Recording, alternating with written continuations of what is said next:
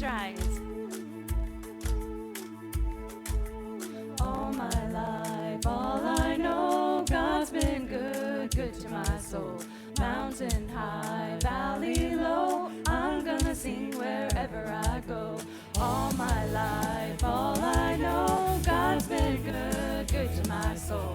Mountain high, valley low, I'm gonna sing wherever I go. God is for me, He's not against me. I will hold to the plans He has for me. When I'm broken, He will fix me. I will call on the name of the Lord.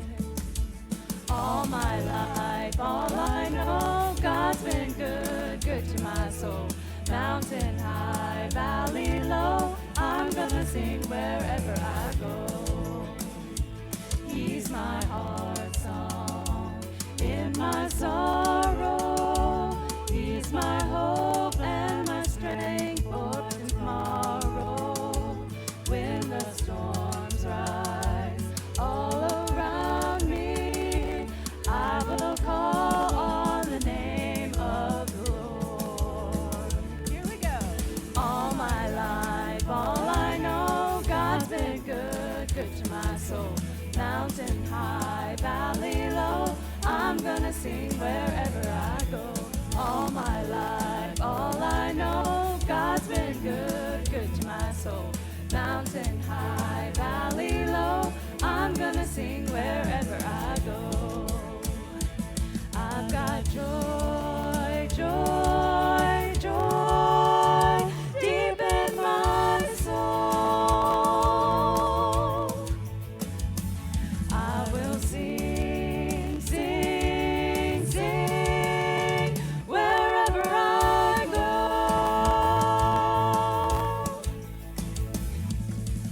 All my life, all I know, God's been good, good to my soul. Mountain high, valley low, I'm gonna sing wherever I go. All my life, all I know, God's been good, good to my soul. Mountain high, valley low, I'm gonna sing wherever I go. God is good. Yes, He is. Amen. Well, welcome. It's good to see you this morning. You're all looking fantastic. I'd love to read from the scriptures this morning, Psalm 100. Shout joyfully to the Lord, all the earth. Serve the Lord with gladness. Come before Him with joyful singing. Know that the Lord Himself is God. It is He who made us and not we ourselves. We are His people and the sheep of His pasture. Enter His gates with thanksgiving and His courts with praise. Give thanks to Him and bless His name. For the Lord is good. His loving kindness is everlasting, and His faithfulness to all generations. We come this morning to worship, to praise, and to give thanks to our amazing God, who is a fountain of blessings. So let us sing now, Come Thou Fount.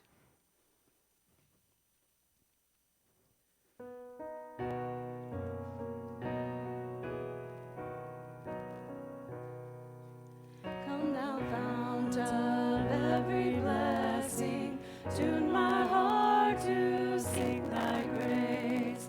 Streams of mercy never ceasing, call for songs of loudest praise. Teach me some melodious sonnet, sung by flaming tongues above. Praise the mount I'm fixed upon it, mount of God's unchanging love. Here I raise my Ebenezer, here by thy great help I've come, and I hope by thy good pleasure safely to arrive at home. Jesus sought me when a stranger, wandering from the fold of God, He to rescue me precious blood. Oh, to grace, how great a debtor daily I'm constrained to be. Let that grace now, like a fetter, bind my yielded heart to thee. Let me know thee in thy fullness, guide me by thy mighty hand, till transformed in thine own image, in thy presence I shall stand. You may be seated.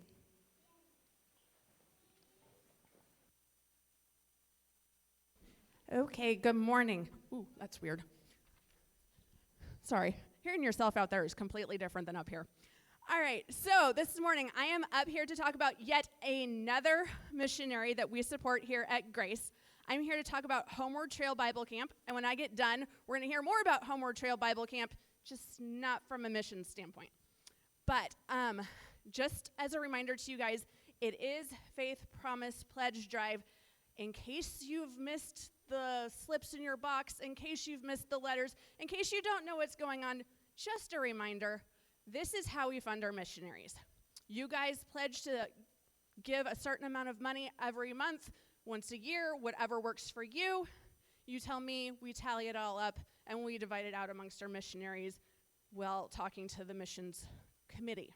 So in your bulletins, you will find the pledge slips in case you've missed it. If you would like a letter that explains it just a little bit more, I have some. Let me know.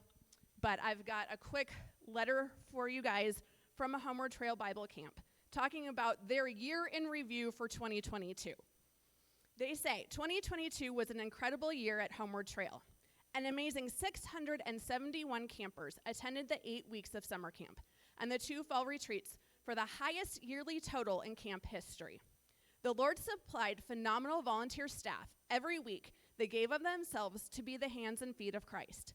Campers were engaged in conversation, encouraged in recreation, fed amazing food, and introduced to their Creator God, who loves them and calls them to himself through his Son, Jesus Christ.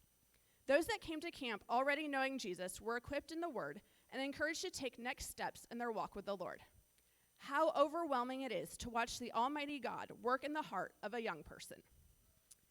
Homeward Trail has always striven to keep camp registration fees as low as possible, but unfortunately, to combat rising costs, the time has come to raise them.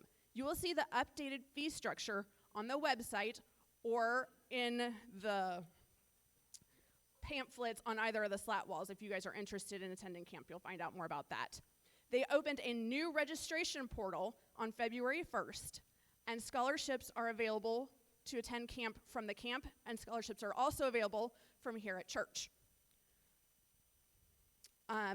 When you go online to homewardtrail.org to register for camp, there's a new process, and you're going to have to create an account with something called Ultra Camp. This is what we are using in order to streamline our process, and it will look a little bit different than what you have seen before. Please contact us if you have any questions as we go through this upgrade. Another change on the program side of camp is the all-girls camp and the all-boys camp.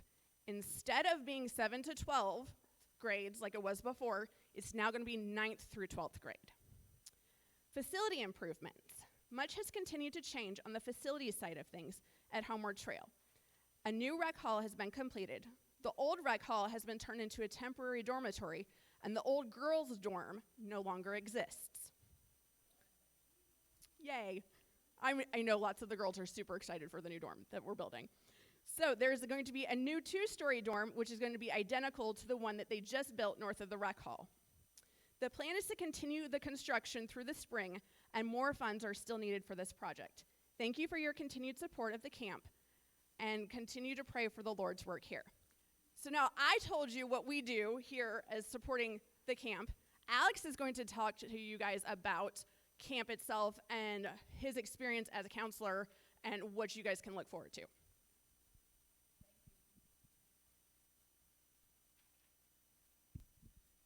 Okay, I am up here.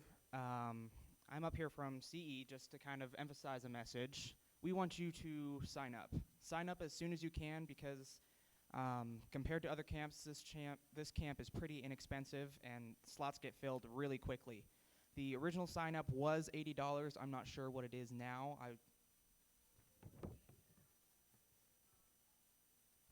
It was 80, but now it's probably around 100.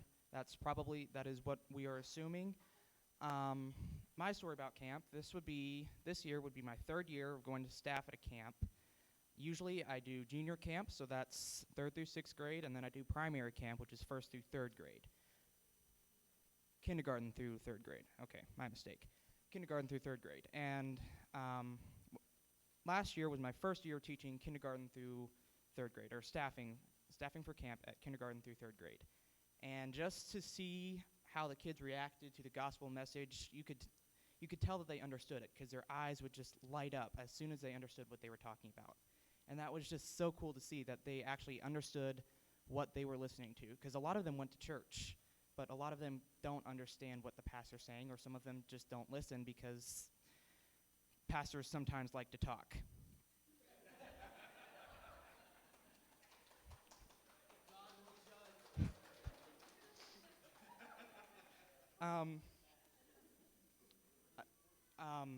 One more thing. If your kids attend Awana, we have books, and in those books are verses. And by saying these verses to a Awana leader, they earn these. These are called Awana shares. And you can use these to help for the sign-up cost. So you can use up to 30 of these, and that will save you $30 on the sign-up cost. So if you want your kids to use some of these shares, they can turn them in to Shannon Hall at store night, and then they can save up to however much on the sign-up. But you can only use 30 of them for $30 on the sign-up. And like Ms. Laura said, scholarships are available, so if you think you need financial help, you can talk to Ryan Phillip, Lou Mormon, Nelva McNeff, or you can come up and talk to me as well. Thank you.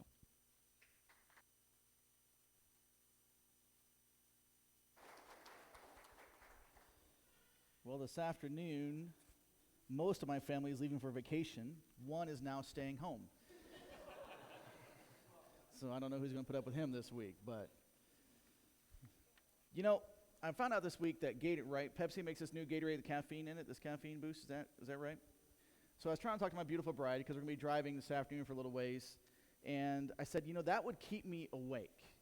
I really should try an energy drink. That would keep me awake. And she said, here's what she said, because Ryan was talking to me about it, and he said he tried one, and it really jazzed him up a little bit. And she said, he is calm, you are not.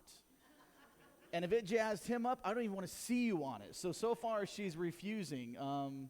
But if somebody wants to take mercy on me and bring one, that would really help keep me awake for the next 2 days, I think. And I could drive it. Man, it'd be fun. But no. All right. No, he says. Wow. Can you imagine being cooped up in a Suburban with me on an energy drink? That would be a great time. Okay, you don't have to be that frustrated by it. Come on. Goodness.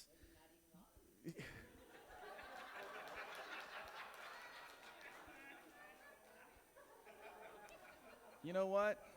I'm leaving on vacation early. I'm going to go right now. Man, you guys are killing me.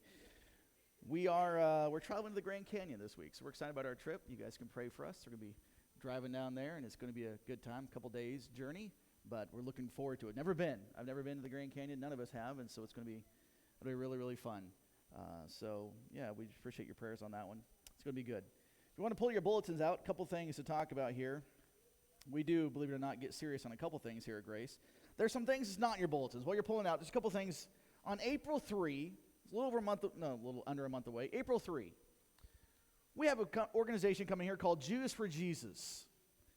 Within the Jewish culture, there are those Jews who are Orthodox, who are still waiting for the Messiah to come, and there are those who are Messianic, who believe that Christ was the Messiah. Jews for Jesus is a Messianic organization that their goal is to reach the Orthodox Jews and to convince them that Christ was the Messiah. They're there sharing the gospel. They're there with our values, with our belief system, and this is what they do. And so they're continually talking. Their mission field is the nation of Israel, but also Orthodox Jews around the world as well. Jews for Jesus is coming here on April 3, Monday night. It's a Monday night, April 3. And what they're going to do is they're going to do a presentation of the Passover meal with us. And we're going to have tables set up here in the sanctuary, and we're all going to get to sample the Passover meal. Okay, it's not going to be a full-fledged thing. You're going to want to eat before you come. You're going to get some samples. But what they're going to do is they're going to show how Christ is personified in the Passover meal, how all the elements of the Passover meal point to Christ being the Messiah. It's a really educational thing. It's an amazing thing, and we would like all of you guys to come to it. There's no cost for any of you guys to come. All right, the church is paying for it. There is going to be a free will offering for the Jews for Jesus missionary who comes. We'll have a free will offering for him. But April 3, Monday night, April 3, we want you guys to come. We're going to provide childcare, all right, for those 5 and under. But we think the other kids, if they want to come in, they can be part of that. All right, we want them to be part of this. Yes. Yes, you can bring a guest. Absolutely, bring a guest. Okay, bring others from the community that you want. I've reached out to some other converged churches, say if you guys want to come. This is a great opportunity. These things are so high in demand that we had to book this thing 2 years out, okay, because they're so high in demand for them to come. We have this thing booked for a couple of years now.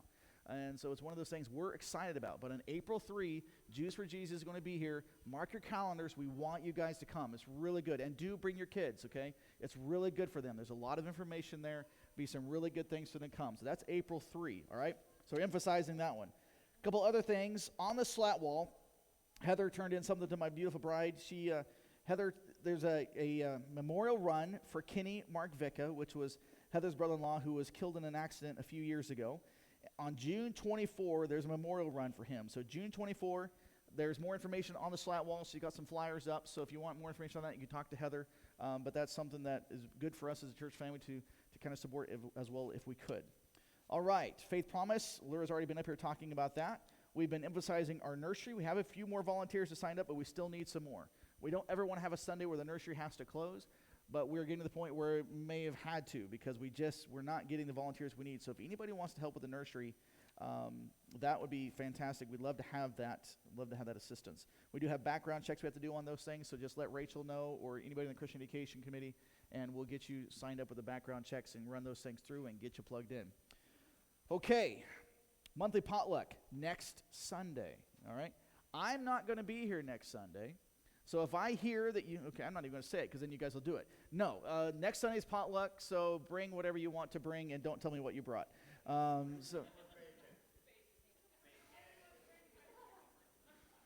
I didn't say it, all right? You don't. Ryan and I spent a day together this last Tuesday in Lincoln at a training, and now he thinks he can pick on me. I don't understand that. If you bring bacon, I'll be home Sunday evening, and so you can just drop it off at my house, okay?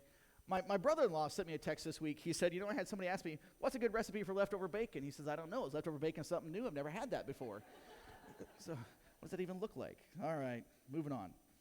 Women's self-defense class, March 25, all right? March 25, women's self-defense class.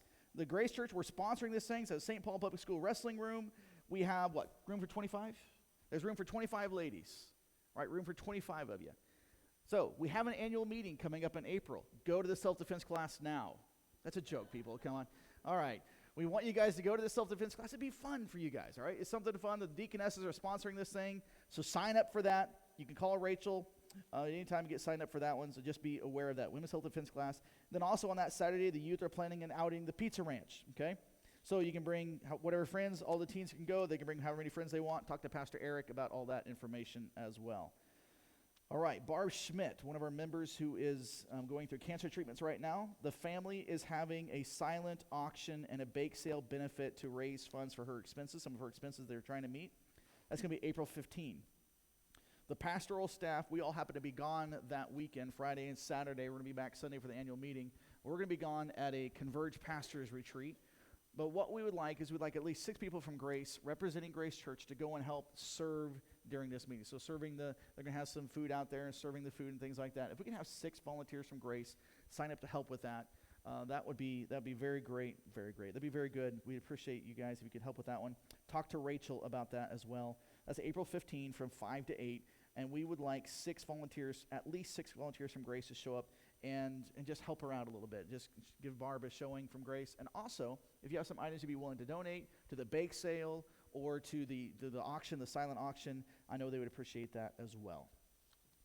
All right, we already talked about summer camp, so there's a few things as far as prayer items on the inside, and there's one thing that wasn't mentioned. Richard came up to me here today right before service, and Richard Porter did. His neighbor, Leo Lyons is his name, is in Omaha right now in an induced coma trying to rest his lungs. He's got some lung problems going on. They put him in an induced coma. He's in Omaha, and Richard asked that we pray for his neighbor, Leo Lyons. So if you guys want to write that name down and mention it throughout the week in your prayers, I know they'd appreciate that. But we're going to pray for Leo today. Dale Schmidt went in the hospital, the emergency room, last Sunday evening. That's Barb's husband. So Barb's getting the cancer treatments. Dale went in last Sunday evening with fluid on his legs. They're giving him medication to get it off. They thought at first it was a blood clot, but it's just fluid.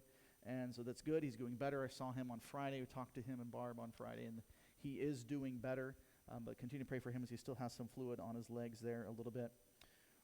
We're going to pray for, I didn't tell him this. So Barrett and Carla are trying to sell their house. We're going to pray that the house would sell. That would be a good thing, right? That'd be awesome. So they're trying to sell their home. They've moved out there by Palmer to a place not too far from the Schwartz family, right? So I think within paintball range from what Steven says. I want to hear stories. If something like that happens, we want to know, okay? They should be good, but it's one of those. We're going to pray for them. They've had their house on the market, not their mouse on the harket, their house on the market for several months now, and man, today's going to be exciting. All right, so we'll pray for them, and then after their prayers, we're going to have the morning offering. The offering is a time for us to worship God, just the giving of our gifts. Oh yeah, praises. Thank you. I forgot the praises. You'll see the praise on the inside there. Eden came back from Good News Club, really pumped up this week. They had another kid who made a profession of faith this week, which was exciting. It's really, really good. And they had another Bible handed out this week, which is also really cool. And so this is exciting. The Good News Club is making a difference for eternity, and that's a really, really big thing. It's a great ministry.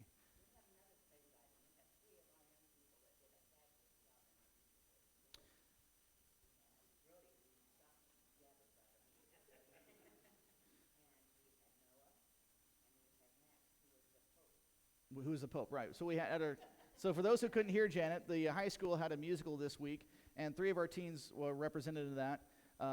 Brody, who is now going to join the worship team. That's awesome. Thanks, Brody. Appreciate that. We all found out that boy can sing, all right? So he's going to be up here in worship team sometime. And Max is going to preach some Sunday for us. We're all looking forward to that. But not in that costume. That's not going to work. He was the Pope in the play, and so his dad texted me and said, "You got some competition?" I said, "Have him preach this Sunday. I'm willing." And no, not so much. And Noah, what was your role? Where's Noah at? Oh, he's in nursery. Okay, so.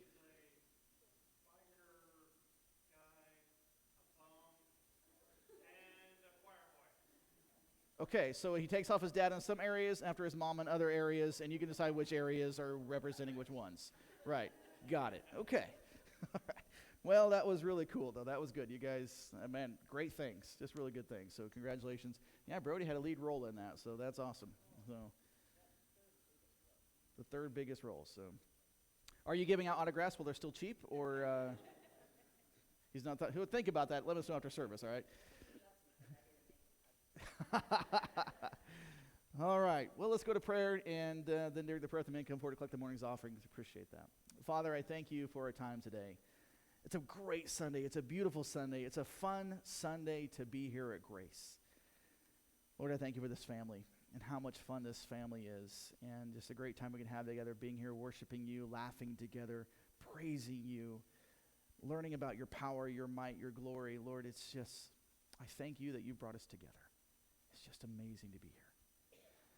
Lord, today we lift up these prayer requests to you. We lift up Leo especially to you, Lord, in this induced coma that he's in. We ask that you would provide healing. Please provide healing, Lord. We pray to be with him, be with his family, be with Richard as he tries to help, and Denise as well, just the neighbors. I pray that you would help them, give them a way to minister, and help them be able to do that for your glory. Lord, we pray for Barb and Dale both, who are going through these medical issues. I ask you to be with them, that you would touch their bodies as well.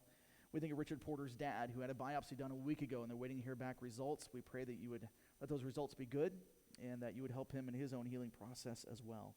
And for Diana, who's waiting to hear back on some insurance needs that she has, I ask that you would meet those needs. We pray for Barrett and Carla. They've been trying to sell their house now for several months. Lord, we're asking you would send a buyer. Even this week, we're praying that, Lord, that you would take that pressure off of them, that you would send a buyer to them, that you provide that need that they have. And Lord, be with us today as we worship. I pray we'd have a great time today. I pray you would use these offerings for your glory, for the furtherance of your kingdom. We thank you for even how that kingdom was expanded a little bit more this week with that Good News Club kid. This child who placed their faith in you for the forgiveness of sins. And Lord, that's just a great thing that you have offered that gift free to all of us. And that our teens here had the opportunity to take that into a public school, share that message, and a child responded. Lord, what a gift. It's an amazing thing to be part of that. We praise you for it. Lord, bless our time together today. In Jesus' name, amen.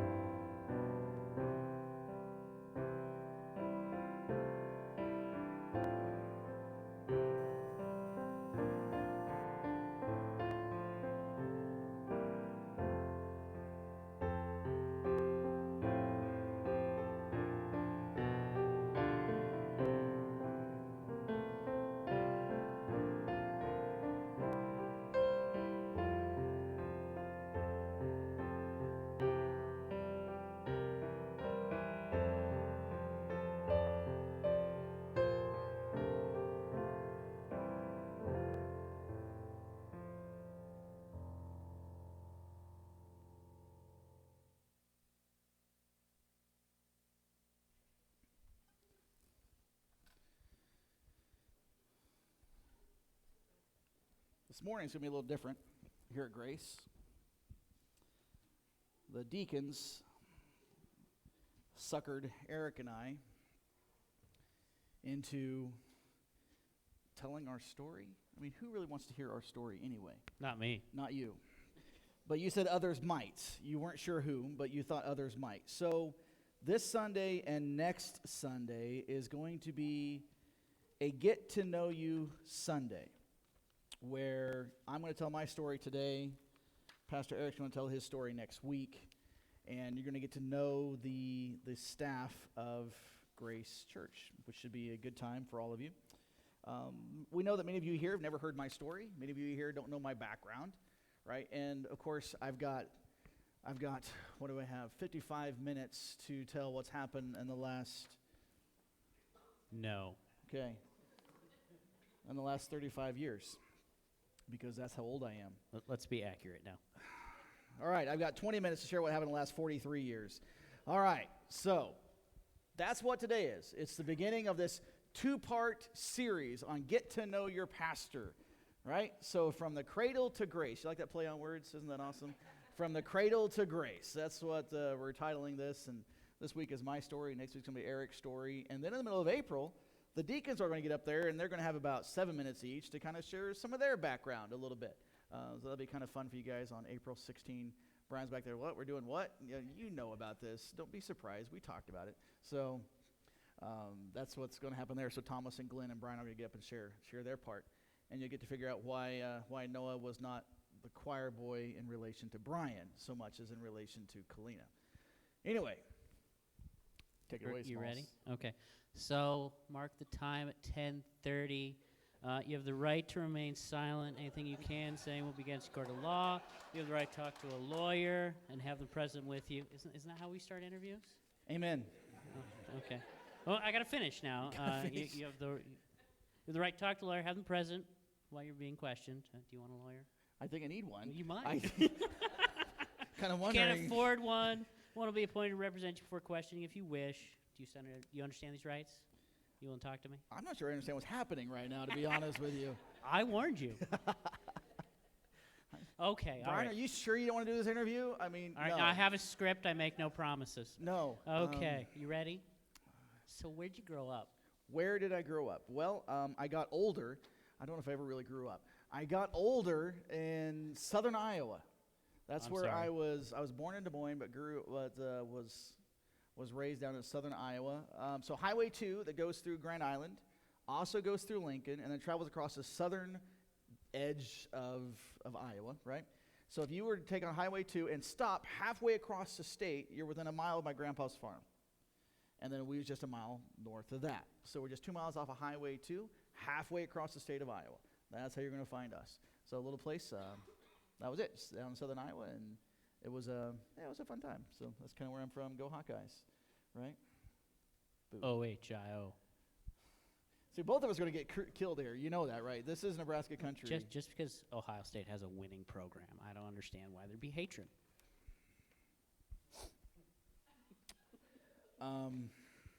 Moving on. Okay, tell us about your family. Tell us about your family. So I was the third child of 7 children. There were 7 kids in my family. I've got 3 brothers and 3 sisters, all of whom are still living in spite of my best efforts. I am the only one in my family. No, that's not true. I'm the only boy in my family that did not require stitches. And unfortunately, most of the reason my brothers required stitches was because of me. I did my best to kill them off. It wasn't intentional. I wasn't doing anything intentional, but I did my best to try to kill them off. But it was fun. We grew up in, like I said, grew up north of my grandpa's place. My grandpa's land, my dad now owns it, has been in the family since 1878. So it's been around there for almost 150 years. We're just short of 150 years. And we had free, all the neighbors knew us, since we had free reign. We could go pretty much wherever we want to and do whatever we want to. We fishing and swimming and hunting and all those things. We just ran around, and it was fun. So my mom, with 7 kids, there were these days that she'd kick us outside, and she wouldn't lock the door, right, because there were emergencies, but she would basically tell us, don't come in unless you're bleeding, okay? And she would send us outside, and a lot of times she'd send us with a picnic and say, go do something, just go. And so all 7 of us would go, and it was a great time, except for my older sister, Clover, who was trying to parent us, and we never listened well. I apologize to her right now online, she's over in Curtis, Nebraska, not watching me is what she's doing this morning. But that being said, it was fun, right? We were never really bored. We didn't grow up with video games. My grandma wanted to get us a Nintendo. Mom said no, and I was mad at her for a long time for that. But Mom didn't want us to have those things, so we had to go outside and create our own entertainment. But it was good. And that was kind of the way it was. And my parents are both entrepreneurs a little bit, and so they were very busy and things like that. But that was my childhood. My childhood was doing a lot of stuff outside and helping Grandpa when we could and things like that. So that was it. Good times. Okay. When were you saved growing up? Ooh. When was it? Okay, 5 years old. I was at People's Baptist Church in Centerville, Iowa. It was a Sunday night, and Pastor Boyd Halford was his name. He was I don't know how old he was. To me, he looked a day older than God, right? But he was up there, and I couldn't even tell you what he was preaching on. I have no idea what he was preaching on. I remember the invitation came, and the classic country churches of that time was you do 98 verses of Just As I Am until somebody moves, okay? We weren't quite that bad. We was in like verse number 5. But I remember sitting there before the invitation came, and I was looking at my little red Bible that I had, okay? And I don't remember why, but just this conviction came upon me that I'd never asked for forgiveness of sins. I'd never done that. I'd never asked God to forgive me. And so when the invitation came, we all stood up at the invitation, because that's what you do. You stand up and you go through, and it was Just As I Am. We're sitting there singing Just As I Am. And I remember thinking, I've got to go forward. And so I did. I pushed past my brother was there, and I walked past my brother. My dad was on the other end of the aisle, and I went down the middle, and we had this altar up front, right, this red carpet-wrapped altar. And I remember going up front, and Pastor Halford was probably as surprised as I was to see somebody actually move on a Sunday night.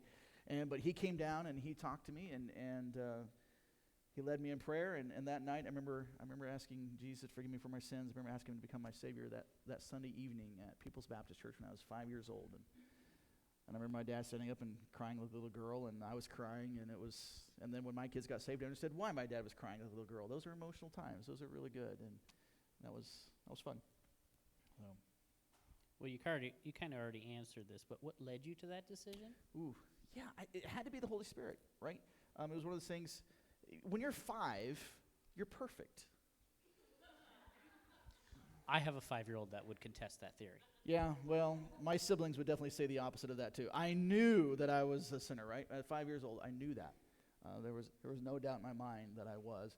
And knowing me, there was probably something that happened that very afternoon that I thought, holy shnikers, I need to be forgiven for this, right? Because on Sundays, you're supposed to take naps. That's what you're supposed to do on Sunday afternoons. Well, when you're 5 and you're a boy and you're in a room with a room full of boys, taking naps isn't high on your priority list.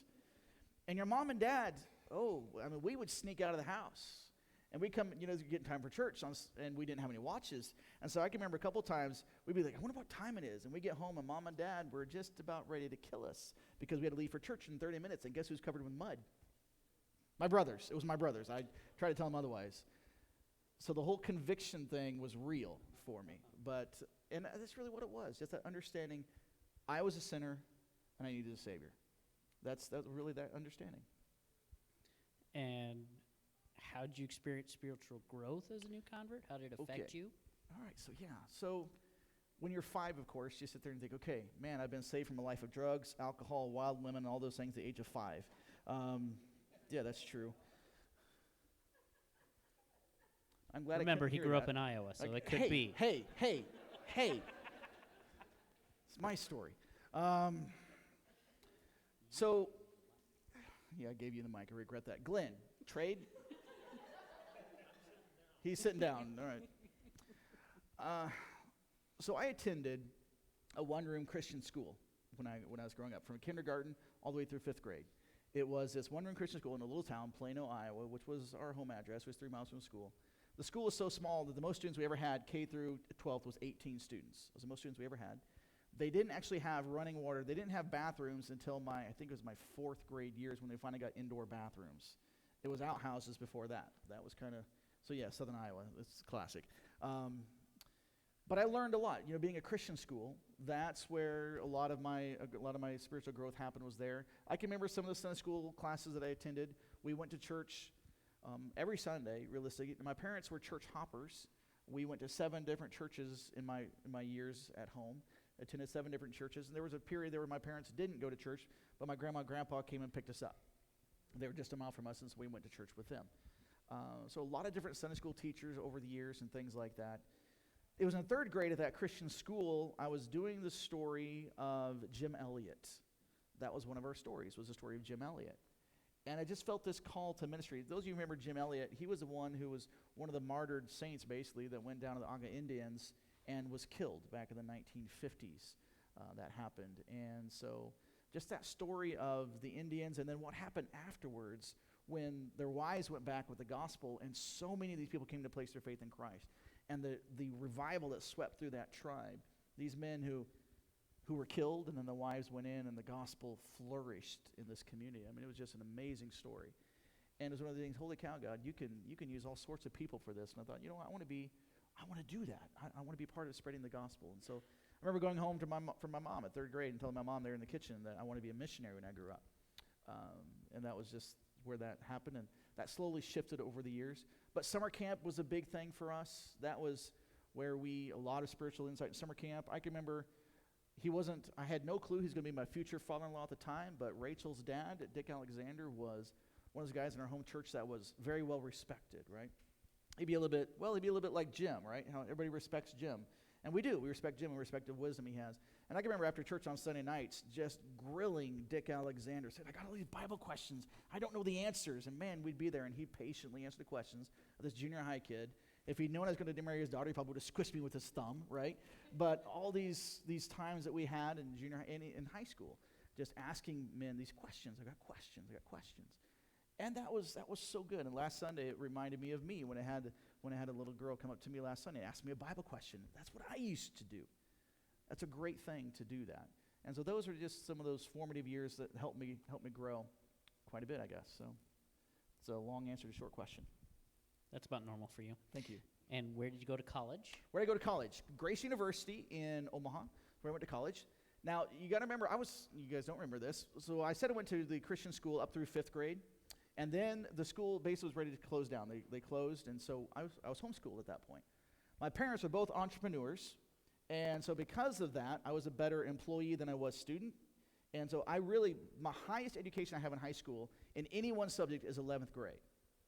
In some subjects, I never passed 9th grade. So when you say your pastor's slow, you're not too far off, okay? So to go to college was, man, this was a challenge. I'm going to be able to get in. Can I not get in it? Can I pass the exams? All that good stuff. But God helped me.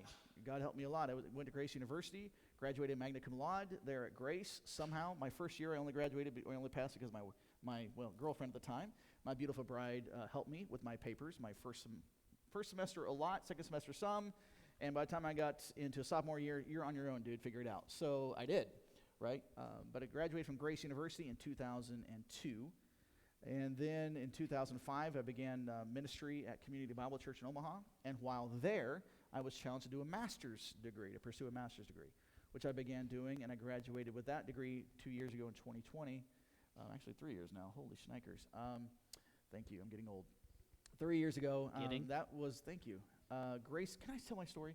Grace School of Theology out of the Woodlands. I have a master's degree from Grace School of Theology, and that was really good. I'm not any smarter, but I feel like I know more. Does that make sense? No. Sure. Okay, go ahead. Next question. Okay. Who has made a positive impact in your life? Remember, I have a microphone. Yeah. I can tell you several names right now, people who've discouraged me over the years. Yeah, making me very grateful for these other few men that are out there. Jim Ratliff, that's the first name. Jim Ratliff. When I was 16, we moved from the country to a small town, Allerton, Iowa. And when you've lived in the country your whole life and you've had the free reign of everything, moving to a small town was really hard. It was devastating, actually. It was very, very difficult for me. Jim Ratliff was a man who was working at just a corporation there in the area. He had been a pastor for several years early on in his life. He was in his 50s when he moved to this town, and he kind of took me under his wing, right? We had known him from church. We went to church together, and we'd known him from church, and he did the children's church program, and he was just this really fun guy who liked to do woodworking, liked to do metal projects. And so I'd just hang out with him and do whatever he was doing, right? I was kind of that. Well, his wife would say when I show up, she said, well, we have to be kind to kids and dumb animals. I'm not sure which one you are. All right? That was kind of how they treated me, but it was good. But Jim was the one who told me I could make it in college. Jim was the one who spent evenings, hours after hours, helping me study for the ACT test. Jim pushed me to do the entrance to apply at Grace University. Jim was the one who was behind all of that. If it hadn't been for Jim, I don't know if I'd ever, and he even helped me, I went and I had to get my GED. Jim helped me study for my GED. So I had to get my GED, had to take the ACT, all those things. Jim was the guy who helped me do that. If it wasn't for Jim Ratliff, I wouldn't be here today. There's no way. I'd be some job somewhere, probably at a battery factory there in Cordon, Iowa, doing batteries. I don't know. If it hadn't been for Jim Ratliff, that's probably where I'd be today. So Jim was a huge impact in my life. In 2015, we left the ministry there in Omaha, and it was hard. It wasn't really on the best of terms. It's another story for another day, but in that time, I was really questioning whether or not I should even be in ministry. And a guy by the name of Steve Flagg came alongside and said, Daniel, you need to be in ministry. God has something for you. You need to stay in ministry. And so Steve Flagg came along, and he was a guy that was, and even now is still a good influence to me. He called me, we've had some stuff happen here at Grace, and he called me at a very strategic time in my life. God just had him call me on a day when I needed Steve Flagg to call me. And Steve called me, and just encouraging to me. And Jim was the reason I'm in ministry. Steve was the reason I'm still in ministry. And then I've got a mentor by the name of Ed Carroll. He's an older gentleman whom, man, I love dearly. And Ed is my theological mentor, so to speak. Ed's a guy that helped me get ordained. He helped me pass my ordination. Again, investing hours in me, studying doctrine and all those things. So Ed Carroll is the reason that I know anything about Scripture, realistically. Ed Carroll's the reason for that. So if I got something right on Sunday morning, you can blame Ed Carroll for that. If I get it wrong, call Ed and say, he screwed up again. I was like, I know, it's constant. But those are three men that just had a really big influence in my life. Not that you know any of them, but if you ever want to text them someday and say thank you, or I blame you, I'll give you their numbers. Ed's been here. Ed's been here. He spoke. We know who he is. And so Ed recognizes this. If you've ever heard Ed preach, Ed's dry. He knows that, right? We've talked about it. Frankly, he's boring to listen to. But man, does the guy know Scripture. And what you don't know about Ed is that he's never been to Bible school. He's never had any formal Bible knowledge education at all. Everything is self-taught. And that guy is incredible. Just incredible. I respect him so much. Just respect him so much. Just a great guy. So, Moving on. moving on. What jobs have you had, and where have you lived? Oh. Okay, so yeah, this is kind of a fun get-to-know-you question. What is your, because everybody thinks, well, my pastor, he doesn't know how to do anything. And for the most part, that's true. Jack of all trades, master of none. So let's answer the first question, or the second question first. Let's do that. Where have I lived? I've lived in, Plano, Iowa was my address, and then moved to Allerton. for a little bit. And then Grace University, attended Grace University. We got married. I was halfway through my degree there at Grace, and Rachel moved out there. We lived in married student housing. For a summer, I lived in my in-laws' basement after I graduated. Rachel was a teacher, so she had the summer off, and I had just graduated, so we spent 2 months doing nothing in that summer, and it was amazing. We went fishing together. We shot snakes together while fishing. It was just a great time. We had, she'll tell you stories. We had some great memories there. That was a good summer. Rachel's parents are the kind of people, they have their own life to live, so even though we're living in the basement, we didn't have to see them at all. They left me at a grocery store once. That's another story. We went shopping. I thought they thought I was somewhere. I thought they were somewhere, and neither one of us was where the other thought. And I went out the parking lot, the car was gone. And that was nice when you go shopping with your in-laws and you go out the parking lot and the car is gone. So maybe, they still... Maybe a hint there. Subtle hint, yeah. They still invite me to go shopping with them, and I say no. There was that. We lived a couple of different homes in Omaha, but then we moved here in 2015. And we've been here for 7 years, which is hard to believe. Almost 7.5. September 24, we moved here in 2015. So March 24 would be 2.5 years. So what jobs have I done? Oh, that's a good question. My parents, like I said, both entrepreneurs. My dad did a heating and cooling company. And so I was little. Andrew, come up here for just a second. This is how I was built, okay? I was little. And Dad would get these jobs where he'd have to crawl underneath houses and do ductwork. Thomas, stand up for a minute. Dad didn't fit, but I did. And so, okay, go ahead, Andrew. And so he would send me down there with ductwork and a corded drill and say, hey, put this together. And I hated snakes, right? And these dirt places and I still get nightmares sometimes about some of these places. Thank you. My wife's laughing. Some of these places my dad would send me, and he's looking through the hole in the floor because I can fit and he can't. And hey, do this and do that. And oh my goodness. So I helped my dad. He taught me how to wire. He taught me electrical. My mom did too. I can remember 12 years old, standing on an upside-down 5-gallon bucket. I got a screwdriver and a flashlight, and Mom's standing over my shoulder pointing, touch this, don't touch this, do it. Okay, right? That was my training in a breaker box at 12, right? Wiring in pigtails for equipment that we had. I learned to roof with my grandpa at age 9 with a hammer and a nail apron. I'm up on his garage nailing down shingles with a little hammer at age 9, right? So I've done painting with grandpa. The day I realized my grandpa didn't like me was the day he called me and said, I need help with a job, and I get out there, and it's an old-fashioned church out in the middle of the country with the old-fashioned steeple that goes up the side, and I was supposed to paint the steeple, and I look at it, how am I get there? He said, we're going to put the extension ladder on the roof, lean it against the steeple, and you're going to climb it and paint it. And I said, no. He said, oh, yeah. I painted my arm, and then I swapped arms so I could paint the other side. Oh, man. And a wooden extension ladder. Boy. The day my grandpa didn't like me. We got that done. So I helped my grandpa raise sheep. He had sheep. I was over there quite a bit helping him with sheep, getting to shear sheep. Anybody been part of a sheep shearing process? Remember the big bags of wool they had to stuff down, 6-foot tall bags? Again, I was little because his barn only had like 7-foot ceilings. So I could climb over and down in, and then you had to jump up and down in these bags of wool that were like 6 foot long. And that was my job. I was the stuffer. And you come out just covered in oil, and it was just a great time. What else have I done? So my dad bought a drill rig when I was in junior high. I worked with my dad on a drill rig. We hit gold in Cedar Rapids, Iowa at 230 feet. We hit gold. That was a good time. We've had the police helicopter spotlighting us in the middle of the night. There was great times there too. Good memories. In Omaha, I built houses for 7 years. I worked on a construction crew. So I built houses for 7 years and got to learn a lot of that. So, all the rough framing, and Grandpa taught me finish work, which I'm still not very good at. Sorry, Grandpa. But I've done trim, I've done drywall, I've done painting. But rough framing is what I'm really good at. That's what I'm the best at. In fact, when we built the Bears Den, Siebert called me the nail gun pastor. He'd never seen a nail gun run like I'd run a nail gun. Like, man, we're going to use this thing. So Siebert kind of laughed at that. But, so those are just some of the jobs I've done. Oh, yeah, I mowed cemeteries. That's my first real job where I actually got paid. That was awesome, getting paid for something. Mowing cemeteries. And so you start out at age 9 with 500 people underneath you. You're starting pretty good. That was really nice, too. So, come on, that was a good one. No. Was that all the jobs? I think that's all the jobs, roughly-ish. Jack of all trades, master of none. I'm not a good mechanic. YouTube has good videos. That helps. If you want me to work with wood, I can do something with wood, but don't give me a wrench. I'll break something. Moving on. Okay. How did you and your lovely bride meet? Oh, how did Rachel and I meet? I was born. She's 5 years older than I am, and she saw me as a missionary project, I think. We grew up together. I've never not known Rachel.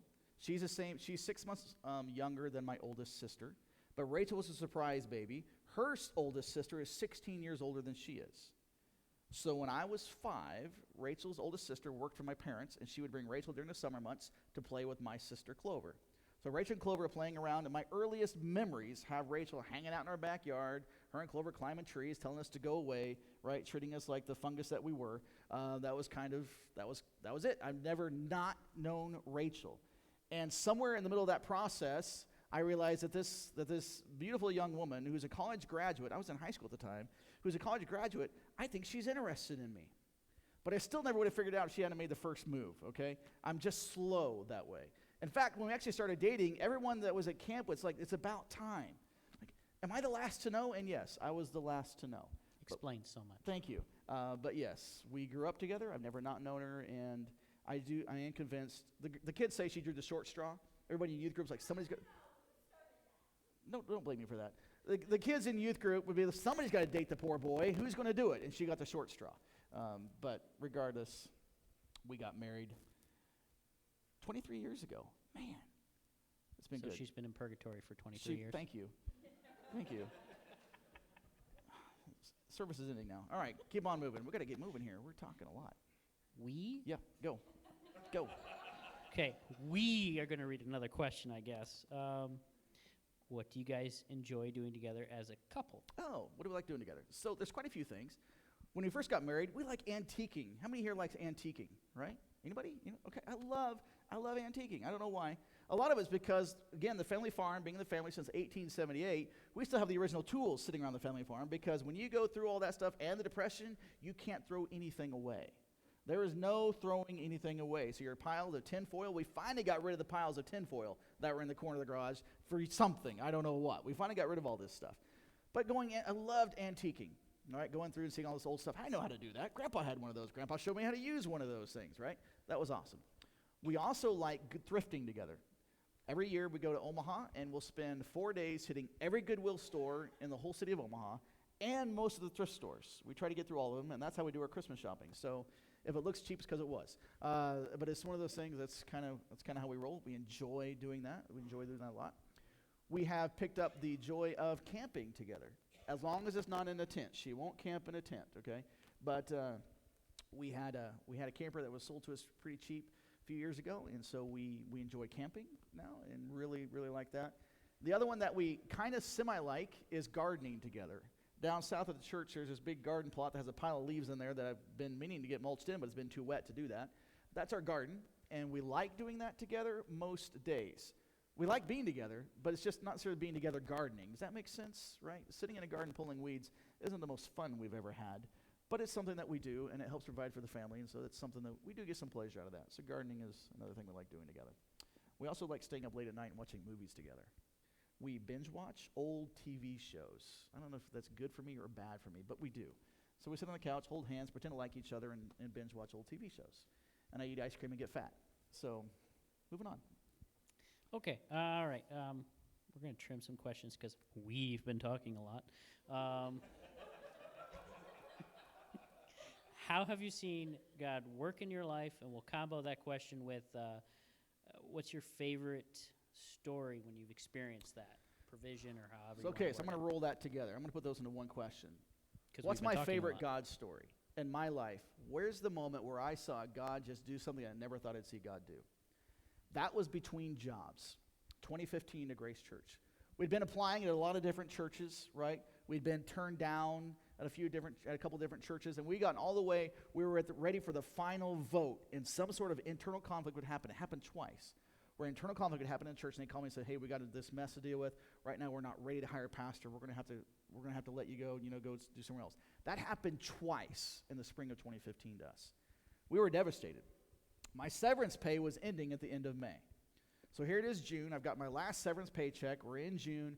I'm doing some odd jobs for my brother, and he's helping me out financially a little bit, trying to get some extra money, thinking, what am I going to do? I don't have a church, nowhere to be. My severance pay ends. We had some savings. We're going to live on that. And I got a phone call. And I answered the phone, and Tom's like, I'm there in my brother's garage, and Tom said, hey, Daniel, he said, I see in your last email, I've been keeping people updated on emails. He said, I see that you still haven't got a position yet. I said, yeah, I know. So we've got some things out there. He said, well, my wife and I were talking. He said, we feel so strongly that God wants you to be in ministry, that you should be in ministry. He said, we're going to pay your bills as long as it takes for you to find a job. You send us your budget. We're going to cut you a check for that amount every single month until you find a job. And I cried. I couldn't believe it. I've never talked to a single pastor that's had a story like that. A lot of them had stories of hard times in between ministries, and the stories, they're just devastating stories of how churches chew them up and spit them out, and it happens over and over again. But I've never talked to a single pastor that's had people call them up and say, we're going to pay your bills as long as you want. Looking back, I had a life sponsor, and I took a job. What was I thinking? Being responsible, good role model, all that fun garbage. Which I naturally am. Sure. Yeah. But that is my favorite God story. I've got a lot, but that is my favorite God story. That one still almost makes me cry every time. I still can't believe what God did for my family. I just still can't believe it. It was just amazing. We actually, it was during my time of unemployment, we had so many people sending us financial gifts that I was making more money through gifts than I was earning while at the church. I mean, it was one of those things. We made money that summer. We came out here to Grace Church, and we hadn't been able to cash all the checks because our bank was in Omaha, and we were in southern Iowa. I lived in my dad's basement for 2 months. That's a great time. 4 kids living in your dad's house. But it was one of those things, Rachel, do not lose the house safe because it has everything in it. But people were just so generous. It was just amazing. Okay, well, we're going to do last question because Last question. some of us like to get out on time. Weird? I've heard. You've heard. What do you enjoy about your ministry at Grace? Oh, man. What do I enjoy? Boy, there's so much. I have really liked getting to know you guys. I know some of you at different levels. Obviously, that's going to be the case. But I like being around people. And being around people is the most exciting thing about ministry and the most frustrating thing about ministry, right? I've had my opportunities to grow, and I've had my opportunities to see God do amazing things through you guys for my family. I love how you guys have adopted my family. And my kids have grandmas and grandpas out here. Now, Mark didn't like it when my kids called him Grandpa Mark. That's all right. It only happened once. It only happened once. But you know, we have people here that feel like family. They really do. And so working with you guys has been something that I've really enjoyed. I've also been surprised to learn how much I do enjoy preaching. At my previous ministry, I preached 4 times in the 10 years I was there. Only 4 times. And I was scared to death every single time. So coming here to Grace, this was just one of those things like, man, God, am I going to be able to do this? And I learned that I really enjoy preaching a lot. I need to get better at it. You all say I need to slow down at it. You're probably right. I do. But that's something that I just really enjoy. I enjoy that. But the friendships, that's my favorite part, is the friendships. And seeing those moments of growth, right? When somebody says, hey, Pastor, you know what? I've had a couple of you guys come up to me and say, man, I was really struggling with that, and your sermon or what you talked about today really helped me. Those are the moments you're like, man, God, thank you. Thanks, God. Those are just incredible moments. I'm done talking. Go ahead. I don't know. Oh, that's it. So if I can just share just briefly, real quick, I've had people ask me, so Pastor, how long do you think you're going to be at Grace? I started at a large church in Omaha, it was middle church, middle size. It was around, when I was there, the peak was about 550 people. So a good-sized church. I was in charge of children's ministries and the family ministries. My last year there, I had 203 volunteers underneath my direction. That they specifically worked underneath me, 203. And I came here to Grace. But I saw Community Bible Church as a stepping stone to where God wants me to be, to here. And I hope that God never takes me away from here. We love small town. We don't just love small town, though. We love Grace Baptist Church. My family loves Grace Baptist Church. We hadn't been here very long. It was less than a year. We had a testimony time. Remember Alex standing up and turning to the church family and saying, thank you for hiring my dad. We love living here. Those are the moments when, as a pastor, I mean, you stand there and you start weeping as well. And there wasn't really a dry eye in the room. The church was only running about 40 people at the time. Grace was. But my kids loved it. And so my plans for the future, obviously I got to go where God takes me. But I'd love to retire from Grace. Maybe that terrifies the bejeebers out of you. You're like, oh, crikey. No So comment. close. No comment, right? About ready to sing What a Friend We Have in Jesus. But no, I mean, I'd like to retire from Grace. I'd like to spend my ministry here. I would love to raise up the next pastor, to be able to mentor him, to be able to disciple the next pastor from within these walls, whoever that might be. Find somebody interested in ministry and begin to work with that person and begin to equip them and train them and gradually turn the ministry over to them so that when I, at some point, retire, the church is just ready to go seamlessly. I would love that. That's a dream of mine.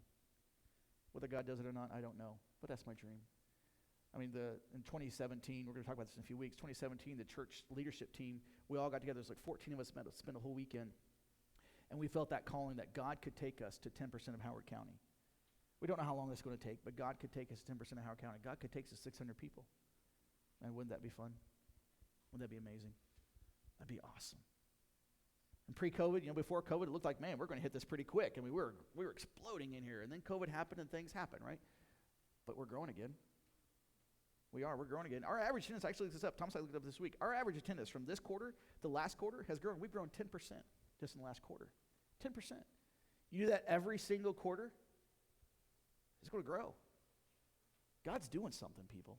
God is doing something, not just here. God's doing something in the nation. God's doing something in the world, but I want to be part of it. I don't want to be this little spot where nothing's happening. I want to feel that God's doing something. I know He is.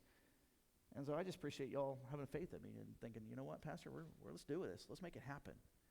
Let's make it happen. So that's kind of my dreams a little bit. So you want to close this out? Are you done? Is that it? I don't know. I mean, said last question, then you kept talking because all right. we've been talking Fine. a lot. We've been talking a lot. Well, Dennis has a question back there. All right. So open mic. Shoot.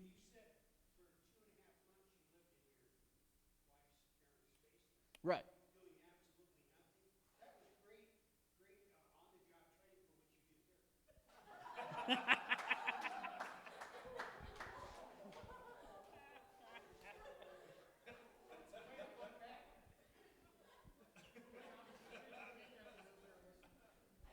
I'll get you your 20 later. Don't worry. Go ahead and repeat it so people who couldn't hear. Oh, no. You can repeat it. Can you feel the love tonight? All right. Thank you, Dennis. You're the best. Next time you call me, no, Dennis, no. Whatever, no is the answer. Just call me. We'll make it happen. Don't worry about it. Man, tough crowd today. For those who are guests, I apologize right now. But there was that sermon on brotherly love. Thank you. In the Romans. one sermon that I remember, you remember. The one sermon that you remember is that one. All right, guys, this is fun. I guess, we really should have the worship team come up and close this, but does anybody else have a question they want? I don't know. Are we good? Did that help? Kind of give a little bit of insight? Well, maybe not insight, but okay. Thank you, guys. You're awesome. That's for me, not for you. Yeah. Yeah. You're applauding Thomas. Thank you very, very much for that. All right. Worship team, let's come on up. I know today wasn't a message per se, but I still hope it was encouraging. And I know it's fun sometimes to get to know your staff a little bit. It's always a good time, and not everybody wants to endure me in their house for an evening to hear those stories, so this works. While they're coming up, when we first moved here to Grace, we had to get together with a couple, and they came down and said, okay, we want to hear your story. We got questions. All right. The very first question they asked was, who kissed whom first? And I said, out of all the things you need to know about Rachel and I, that's what you need to know most important, is who kissed whom first? Yep, that's what they wanted to know. It was my wife. You didn't ask the question, but you kissed me first because she said you'd had never done it, right? You're too scared. You never would have done it. She's probably right. So, all right, whatever. Take it away, guys. This is really hard to transition.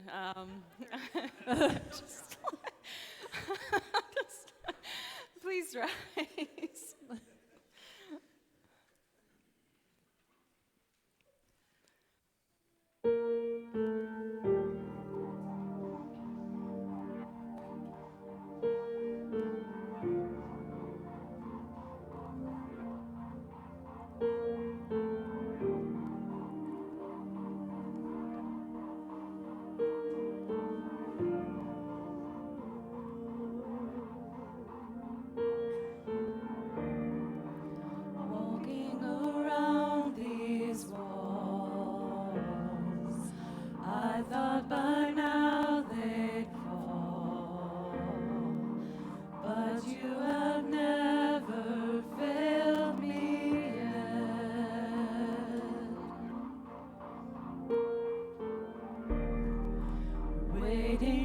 change to come, knowing the battle's won.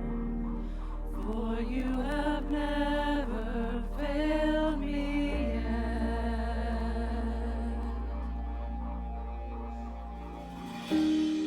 Your promise still stands.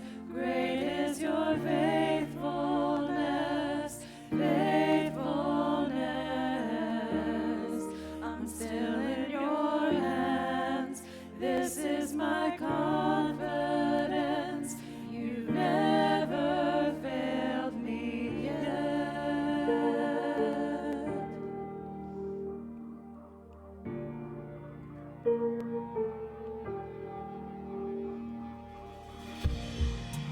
I know the night won't last. Your word will come to pass. My heart will sing your praise again.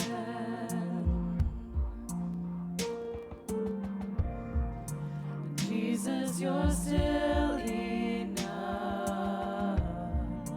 Keep me within your love. My heart will sing your praise again.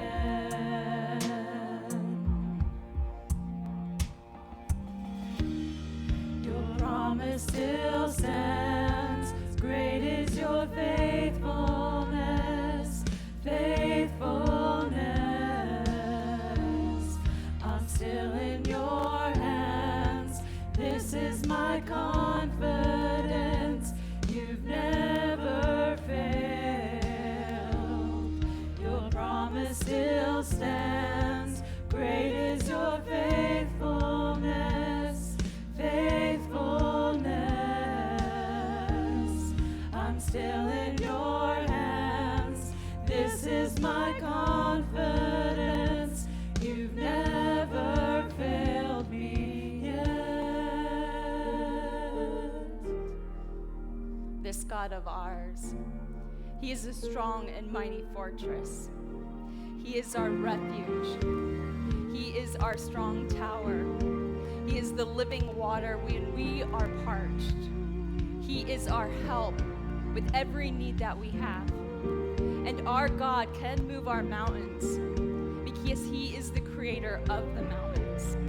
And He will do it again.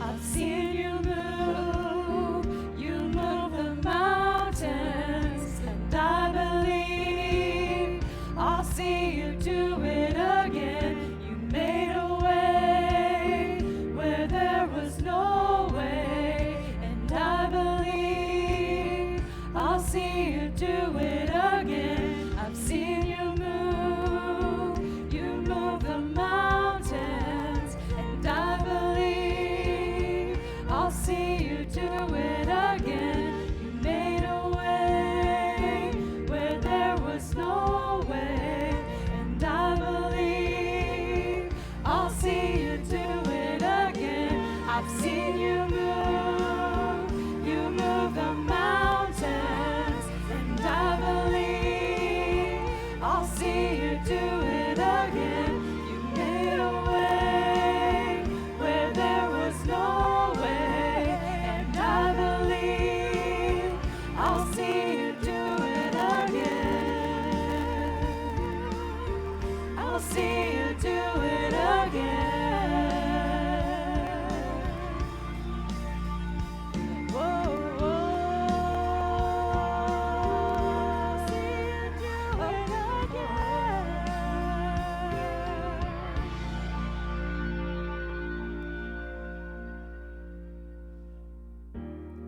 Your promise still stands. Great is your faithfulness, faithfulness. I'm still in your hands. This is my confidence.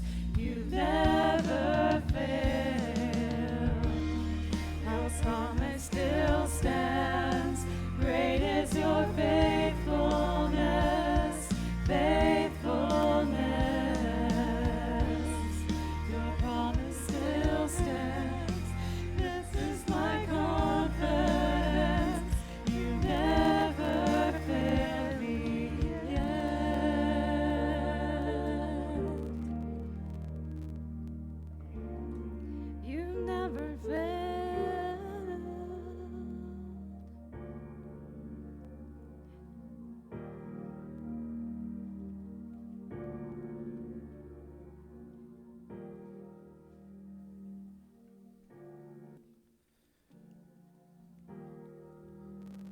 God, we're singing this song about how you never fail.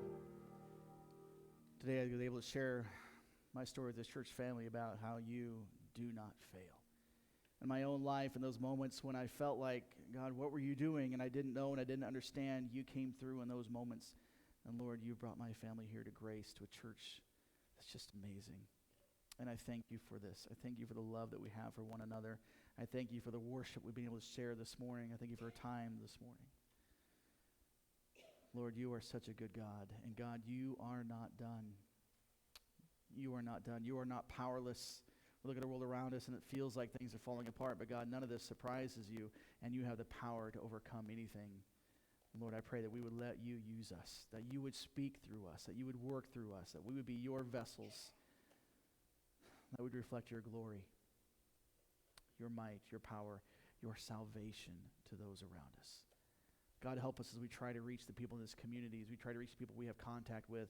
God, help us to be willing to tell our own story, the story of your might, how you do make a difference in our lives. And I don't just mean spiritually, although that's big enough, but also physically how you impact us, God.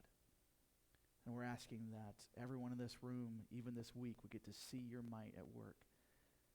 And that spark within us would fan into flames, Lord, and we be crying out to do it again.